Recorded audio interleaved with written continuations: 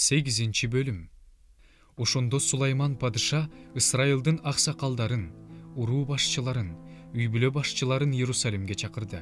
Анткени Дөөттүн шаарынан, атап айтканда, Сиондон Теңирдин келишим сандыгын алып келүү керек эле.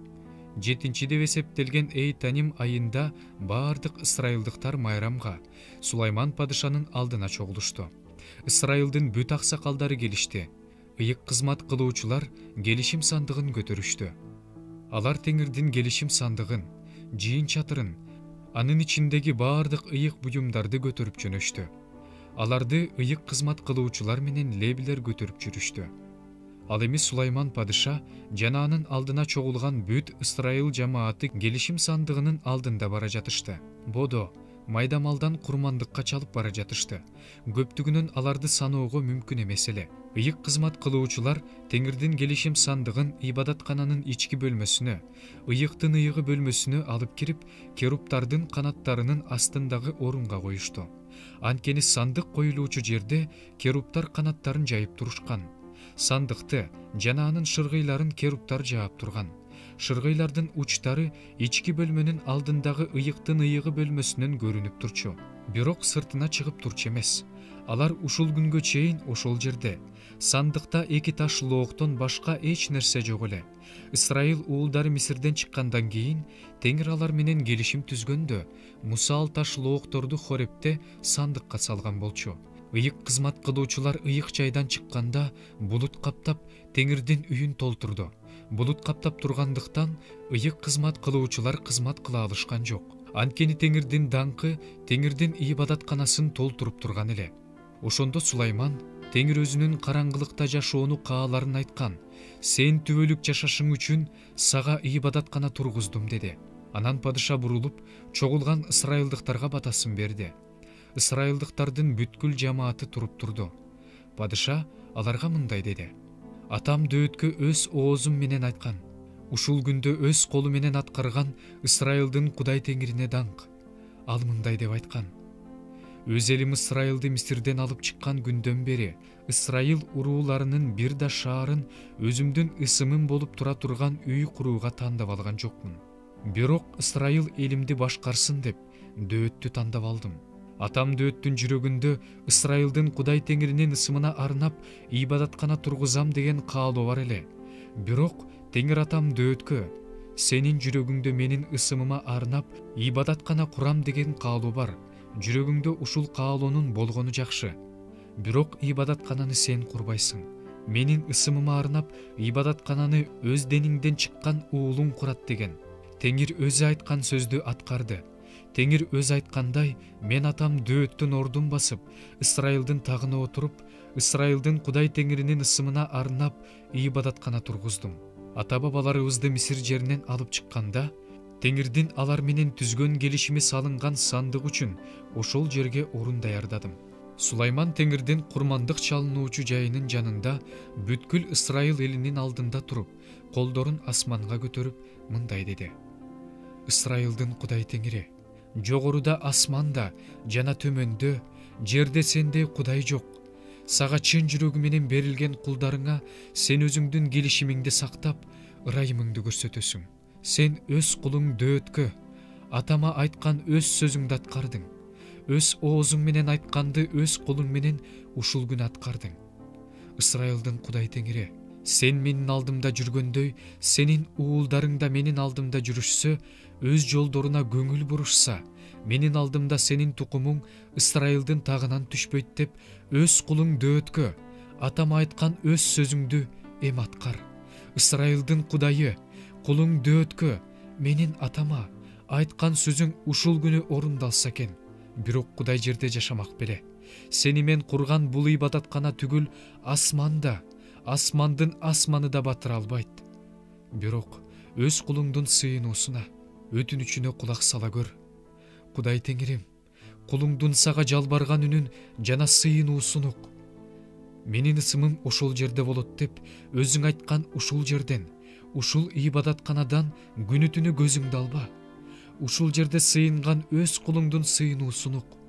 Ушул жерде өз кулуң жана өз элиң Ысрайыл сыйынганда алардын жалынуусун ук. Өзүң жашаган жайдан асмандан угуп, ырайым кыл.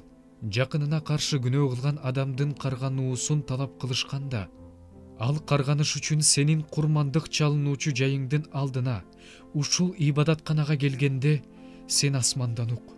Өз кулдарыңдын үстүнөн сот жүргүз, күнөөлүүнү айыпта, анын кылган ишин өз мойнуна жүктө. Айыпсызды акта, ага актыгына жараша тиешесин бер. Өз элиң Исрайыл сенин алдыңда күнөө кылгандыгы үчүн душманга жеңилип калганда, өзүңө кайрылып, сенин ысымыңды даңктаганда, ушул ибадатканада өзүңдөн жалынып сураганда, аны асмандан угуп, өз элиң Исрайылдын күнөөсүн кечир. Алардын ата-бабаларына берген жерге кайра алып кел. Сенин алдыңда күнөө кылышкандык үчүн асман жабылып, жамгыр жаабай калганда, алар ушул жерде сыйынып, сенин ысымыңды даңктап, күнөөсүнөн баш тартышканда, сен асмандан ук. Өзүңдүн кулдарыңдын, өзүңдүн Исрайыл элиңдин күнөөлөрүн кечир. Аларга жүрө турган туура жолду көрсөт. Өз элиңе мураска берген өз жерине жамгыр жаадыр.